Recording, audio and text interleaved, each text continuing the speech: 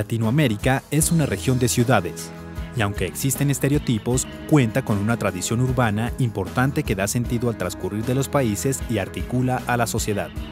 La vida en las urbes de América Latina va más allá de historias ficcionadas que arman y venden retazos de realidad.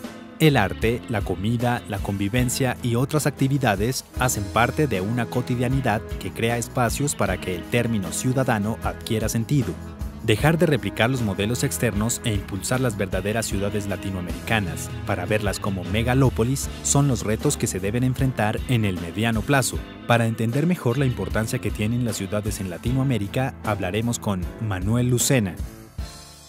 Manuel Lucena Giraldo es doctor en Historia de América e investigador del Consejo Superior de Investigaciones Científicas de España. Ha sido profesor en el Instituto Universitario Ortega y Gasset y en la Universidad de Tufts en Estados Unidos, además de trabajar como investigador en instituciones académicas de Europa y Latinoamérica. Su obra es amplia y en ella se ha ocupado principalmente de viajeros y expedicionarios ilustrados, la imagen histórica de los imperios, el reformismo borbónico y la historia urbana americana. Profesor Lucena, ¿es apropiado afirmar que lo que podríamos denominar la civilización hispánica es una civilización urbana?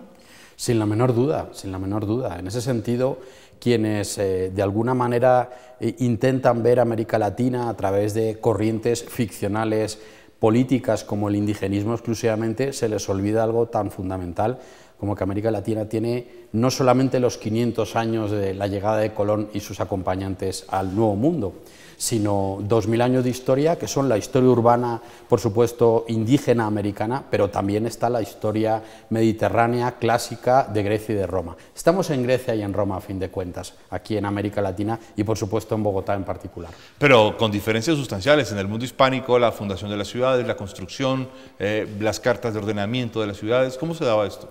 Pues es un proceso, digamos, de mezcla de lo que llamaríamos hoy, en un lenguaje anacrónico, esto no se utilizaba así en el siglo XVI, la iniciativa privada y la iniciativa pública. O sea, por decirlo de una manera un poco esquemática, cuando a principios del siglo XVI la corona española, fundamentalmente Fernando el Católico, se da cuenta que la conquista de América es un negocio ruinoso para la corona, firma contratos, hoy llamaríamos privatiza la conquista, las famosas capitulaciones que se firman con los conquistadores, que son un sistema de control por parte de la corona de una iniciativa privada. Y por eso los conquistadores llegan a América con ese contrato firmado con la corona, que consiste en que van a obedecer ciertas reglas, van a pagar impuestos, van a ser coherentes, por supuesto, con el objetivo de la evangelización de las Américas y van a fundar ciudad. ¿Qué es lo que los españoles de finales del siglo XV saben hacer desde el proceso de reconquista? El territorio se construye a partir de la ciudad, porque no hay otra cosa que ciudad y la comunidad política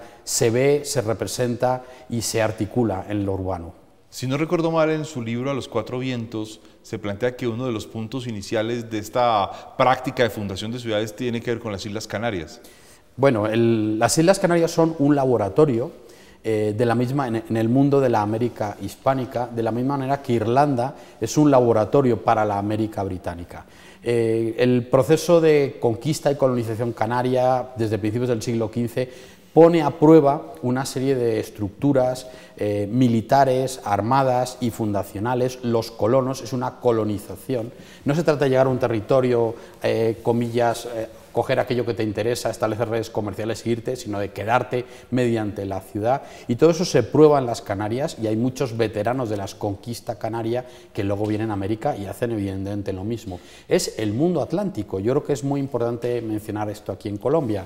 Somos el resultado de la mezcla de tres continentes, lo europeo, lo africano y lo americano. Somos hijos del mundo atlántico para lo mejor y en algunas cosas también para lo peor. Hay unos determinantes y plantear que hoy existen las ciudades, pues ya para todos, digamos, no sé, es casi un hecho dado o es un hecho dado, pero ¿qué había que hacer para fundar una ciudad? Pues para empezar, tener un título jurídico para hacerlo, tener permiso de la autoridad política. Uno no podía ir por ahí fundando ciudades porque si lo hacía corría el riesgo de convertirse en rebelde. No es que cualquiera se le ocurría y decía aquí fundo una ciudad y la monto. Esa idea de la conquista americana y el descubrimiento como un proceso caótico es una idea de la literatura y del realismo mágico. En absoluto fue así. Solo en algún caso, el de Hernán Cortés evidentemente es muy importante, el de Bogotá también tiene cierto aire cortesiano.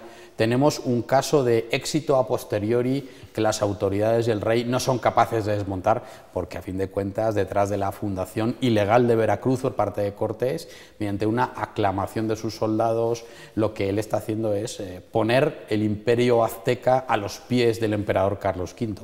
Así que ahí... Pero a través de un desafío político al emperador como tal. Y al propio gobernador de Cuba, claro, que era quien realmente tenía el permiso, el que otorga a Cortés el permiso para fundar. Pero la ciudad es la fuente de la legitimidad política, es el resumen de tres cosas: el grupo de vecinos, aquellos que ocupan la ciudad y que la articulan, que la representan, que tienen cargos; por otro lado, las instituciones, lo que hoy llamaríamos la sociedad civil; y finalmente la materia urbana, los ladrillos.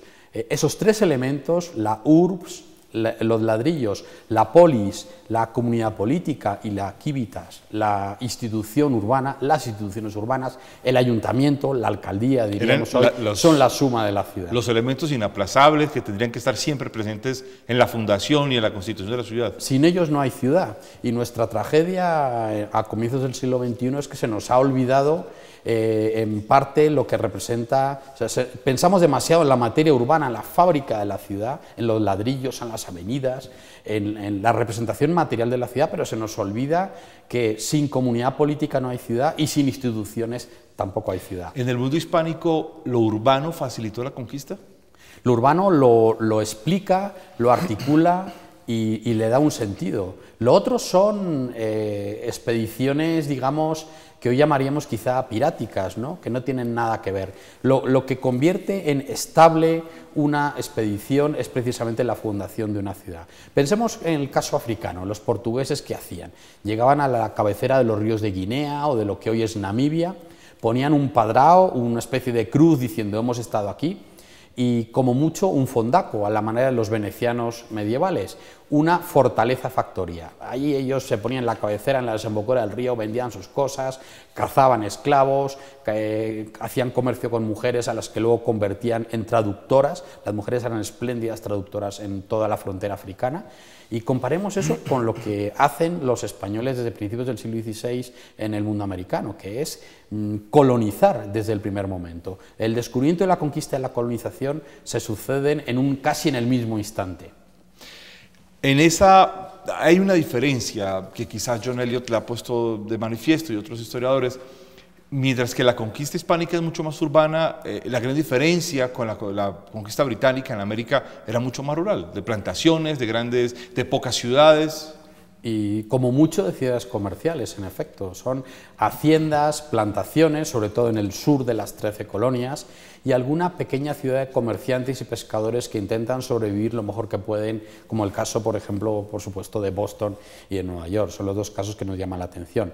Pero ahí hay mucho más, diríamos, una frontera dejada de la mano de Dios.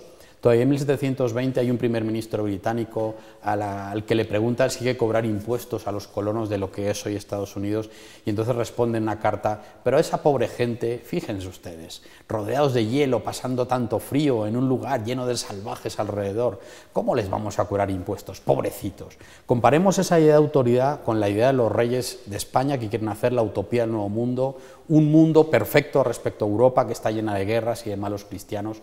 Así que la América hispana nace tocada de utopía, de providencialismo, y sobre todo la ciudad es la herramienta que articula el mundo del sueño con el mundo de la realidad. Eso marca un elemento clave en todo el periodo hispánico, y entonces la pregunta es si incluso en las repúblicas contemporáneas eso se mantiene, y es el municipio como centro de gobierno de la sociedad. Bueno, podría casi plantear una pregunta alternativa. ¿Qué más tenemos además de ciudades? ¿Qué más hemos construido en los últimos 2 siglos además de ciudades? En términos comparativos, ¿cuánto Estado, cuánto nación? Siempre tenemos las ciudades nos sustentan, nos dan sentido, nos explican la vida cotidiana y nos dan las respuestas, nos dan nuestra identidad. Pero yo quiero recalcar este elemento clásico, europeo y mediterráneo de América. Tenemos muchos miles de años de existencia, no tiene que haber un complejo retrospectivo basado en la idea del fracaso latinoamericano y hay que recuperar esa idea de la centralidad civilizatoria de la ciudad en América Latina y de la importancia de lo urbano. Lo urbano nos da sentido antes como ahora. A ver, si lo entiendo es que al contrario, lo que hay es una especie de relato ficcional sobre la ruralidad del mundo de América Latina, sobre la frugalidad de la sociedad de América Latina. Bueno, has tocado un punto muy interesante que se vincula con el colapso de la idea de ciudad a partir de la Ilustración y a partir de la independencia. Si uno se va y hace una encuesta en la calle y le pregunta, deme dos tópicos sobre América Latina desde la independencia a nuestros días, las dos palabras que salen a relucir son las revoluciones permanentes, siempre estamos teniendo que refundarnos porque siempre se fastidió algo en algún momento, y la otra idea es la del caudillismo, estamos obligados y condenados al caudillismo. Tanto la idea de la revolución permanente como la del caudillismo están unidas al fracaso de lo urbano en el siglo XIX, que es una ficción política. Las ciudades en América Latina del XIX siguen siendo muy importantes, articulando las naciones en marcha y dando sentido a los estados que se están organizando. Pero hay un problema de estereotipos. El problema es que nuestras realidades contemporáneas en 2011 se miran en el mundo y las miramos también aquí en nuestros países a través de estereotipos culturales muy arraigados, fundamentalmente tres. El primero, la fracasología. Tenemos obligación de fracasar y vemos siempre el vaso medio vacío en vez del vaso medio lleno. El segundo es la pornomiseria. Si podemos contar lo peor de nosotros mismos, ¿por qué quedarnos solo con lo malo? Palabra inventada en Colombia, por cierto. Se observa en el imaginario global a América Latina y a Colombia en especial a partir de realidades terribles que no forman parte de la vida habitual de los latinoamericanos o en todo caso ocurren también en Alemania y en Estados Unidos, ¿no? Si nos ponemos a hacer comparación. Y la otra es el victimismo, la culpa siempre es de otro, ¿no? Siempre hay una fuerza exterior que nos condena a estar en el margen de la historia y no en el centro. La historia de la ciudad latinoamericana nos recuerda lo contrario. Estamos en el centro y no en la periferia y los procesos de urbanización y de construcción de comunidad política en América son ejemplares. Por eso, por ejemplo, tantos emigrantes europeos fueron incluidos en las nuevas naciones desde finales del siglo XIX y en el siglo XX. Hay que ir a los terrenos de la realidad, de los datos de la historia y dejarnos ya de realismos mágicos que no explican nada y que en todo caso permiten que algún novelista, siempre colombiano, ustedes escriben muy bien, gane premios de $100.000, pero viva fenomenalmente en Barcelona contando las realidades de la pornomiseria colombiana como si fuera la realidad colombiana de todos los días, y eso es mentira. Si le entiendo en lo que usted ha expuesto, que me parece, digamos, fuerte, que rompe, lo que hay es una especie de confusión profunda incluso en los relatos de las ciencias sociales. Hay una postergación de los relatos de las ciencias sociales y de las humanidades. O sea, digamos que cualquier persona que entra a una librería en Nueva York, en Berlín o aquí en Bogotá, si busca libros sobre Colombia o sobre América Latina en general, va a encontrar una confusión de géneros, la ficción y la no ficción. Te pongo un simple ejemplo. Hace poco tiempo estuve en Londres. El nefasto libro Las venas abiertas de América Latina, de Eduardo Galeano, tú lo encuentras en la sección de Historia de América Latina, cuando es simplemente un panfleto historiográficamente inane, nefasto, que crea una serie de terribles ideas sobre las realidades cotidianas de América Latina. Y, de nuevo, esto se vende como un libro de historia. Fue el libro que le regaló el presidente Chávez de Venezuela a Obama hace muy poco tiempo. Bueno, pues esa confusión no ocurre igual en Alemania, no ocurre igual en Estados Unidos y no ocurre igual en Italia o también en España. El caso español es un poco particular. Entonces, lo que estoy queriendo señalarte es que la potencia de la ficción literaria, de esa visión completamente pornomísera, fracasológica y victimista de América Latina, es lo que nos identifica en términos globales y lo que muchas veces aquí se repite. Hay gente que vive muy bien de este asunto. ¿Qué podemos hacer quienes estamos en la no ficción? Historiadores, politólogos, filósofos, quienes no estamos en el negocio de la literatura y sus grandes premios para vivir muy bien en Barcelona. Recordar que hay un principio de realidad. Yo siempre cuento o intento señalar que la revolución pendiente de América Latina es la del principio de realidad, la de ver el vaso medio lleno, además de medio vacío, la de ver que, bueno, algunas podemos haber sido víctimas de algo, pero somos responsables de nuestro destino y de nuestro futuro. Y en tercer lugar, que además de las terribles realidades de la pornomiseria, del narcotráfico, de la narcoliteratura, hay algunas cosas más, ¿no? Digo yo. Claro, vuelvo y quiero atar esto con el tema de las ciudades frente a un asunto que me parece clave, es que entonces hemos perdido uno de los relatos o no hemos entrado a una de las discusiones importantes y es el asunto de la vida urbana. Ese es el asunto fundamental, que yo creo... Quizás, perdóneme que lo interrumpa, profesor Lucena, ¿tiene que ver en ello algo los relatos de las guerras civiles de implosión del imperio a principios del siglo XIX, en el que se muestra esto como guerras de independencia, guerras de unidad nacional en naciones que no existían, en guerras de independencia que nunca fueron guerras de independencia? Bueno, los criollos americanos que se encuentran al mando de los estados postindependentistas, como es lógico, tienen que generar un relato de nación, inventar un relato de nación, porque el final del Imperio Español les pilla sin los deberes hechos. El final del Imperio Español se parece, si acaso, al final de la Unión Soviética. Es una crisis en el centro que se contamina hacia la periferia. Nada que ver con la independencia de Estados Unidos, que es un fragmento de la periferia que se va, pero no hay una crisis en el centro. Dentro de los tópicos del caudillismo, todo lo vinculado con el colapso del urbano, la ruralización, el arcaísmo, la imagen romántica de aquí no trabaja nadie, aquí nadie hace nada, aquí no hay emprendedores, aquí no hay empresas, esto es un desastre, todo eso es nuestro siglo XIX, pero hay que tener cuidado y analizarlo en términos de estereotipo cultural. Esto tiene un culpable, y el culpable es un patriarca de la ciencia política, Alexis de Tocqueville, que en 1840 escribe su Democracia en América, que cuenta básicamente que Estados Unidos, viene la democracia de masas, el gran poder de Estados Unidos, pero la América hispana queda comparada, se convierte, igual que en el Cristo tenemos, además de un Cristo, un anticristo, se convierte en el en vez de la moneda. El mundo del fracaso, el arcaísmo, donde nada es posible, donde la ley no se respeta, donde las sociedades civiles son una anomalía, donde estamos condenados a seguir a grandes hombres siempre y no somos capaces de construir tejido de modernidad.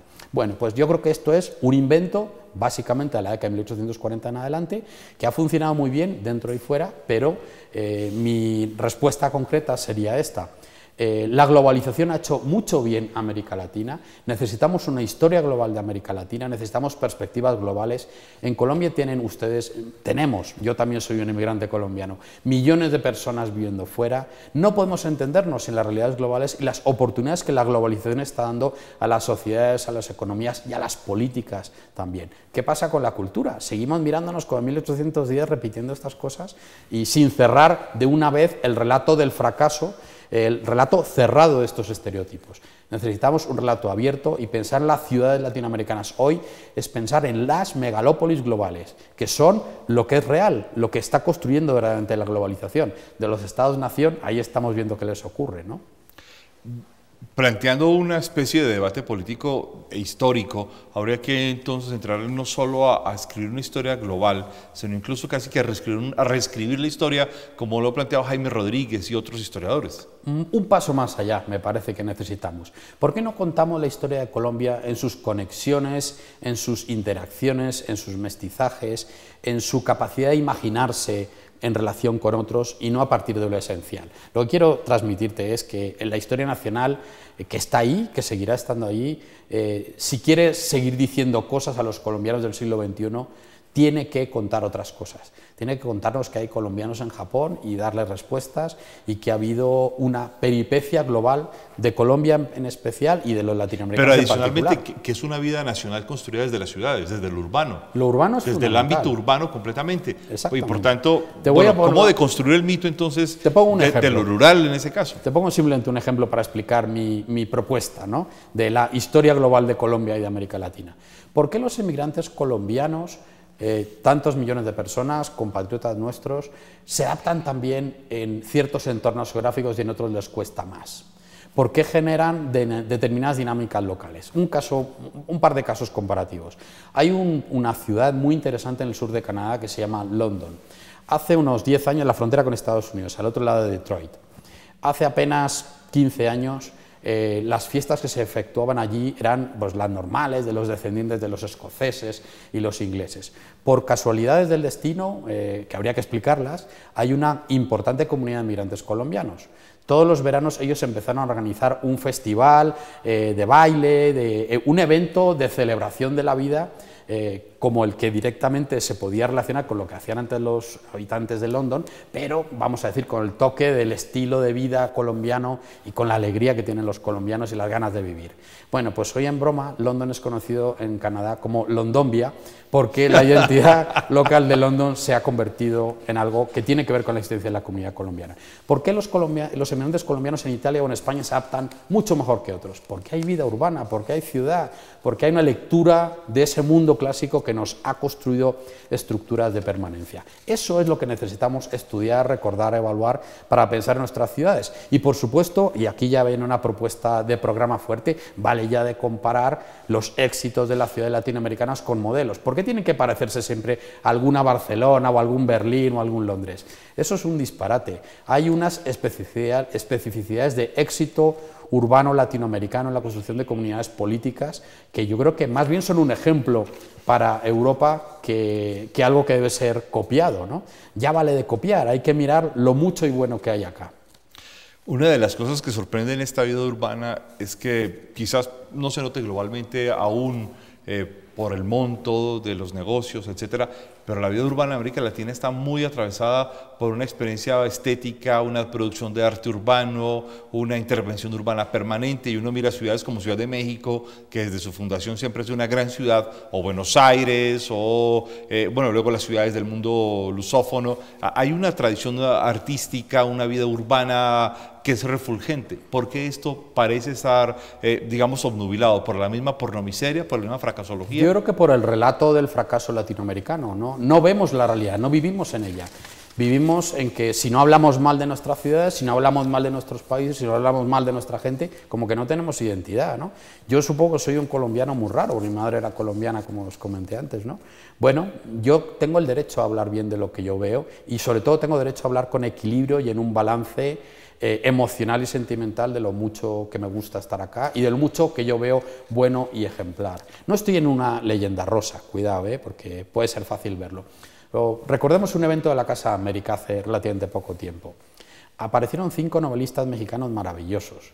Los 5 hablaron una serie de monstruosidades de México DF, que en el turno de preguntas hubo una persona que intervino y les dijo, oiga, mire, si esa ciudad es tan horrorosa, los niños salen verdes, son todos extraterrestres por el aire contaminado y todo eso, ¿cómo ustedes le dedican su vida literaria a escribir de la ciudad? No supieron qué decir, ¿no? O sea, hay una impostación, una autorreferencia para caer bien, para hacerte perdonar, que tiene que ver con esas profecías autocumplidas, ¿no? Bueno, todos los veranos hay miles de politólogos franceses y estadounidenses que vienen a América Latina a darles la fórmula del progreso para que se curen y pasar aquí 15 días muy bien en las playas de por acá, pasándolo rico en Bogotá, ¿no? El pecado mortal del arcaísmo latinoamericano. El arcaísmo está en Francia o en Estados Unidos, y no acá. Profesor Lucera, muchas gracias por estar con nosotros en la Universidad Nacional de Colombia. Ha sido un placer. Muchas gracias a ustedes. Gracias.